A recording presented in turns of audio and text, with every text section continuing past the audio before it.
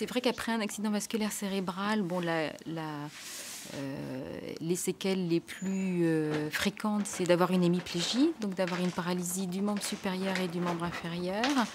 Une des conséquences directes les plus néfastes, c'est d'avoir des troubles de l'équilibre et d'avoir du mal à reprendre la marche. Et donc c'est sur cette partie-là, moi, que je m'intéresse le plus, parce que c'est une séquelle qui est vraiment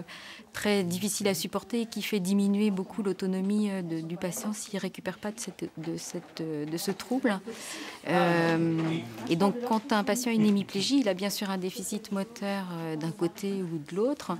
et qui fait qu'il a du mal à se tenir debout à cause du déficit moteur, mais il y a en plus tout un tas de troubles qui viennent en plus se surajouter, comme ce trouble de schéma corporel ou de représentation du corps dans l'espace.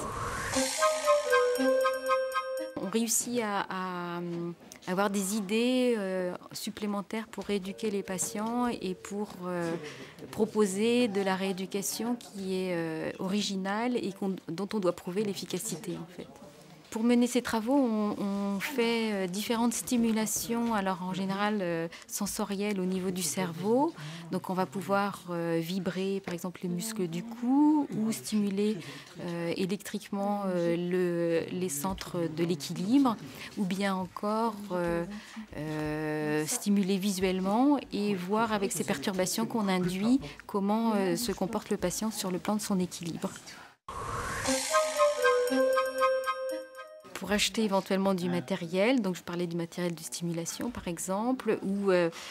aussi on fait beaucoup d'études en IRM, IRM fonctionnel, et ça a un coût évidemment, il faut une plateforme, il faut aussi des ingénieurs pour analyser les résultats, donc il faut du monde aussi, il faut du personnel de recherche et puis aussi du personnel pour mener la rééducation qu'on souhaite tester aussi.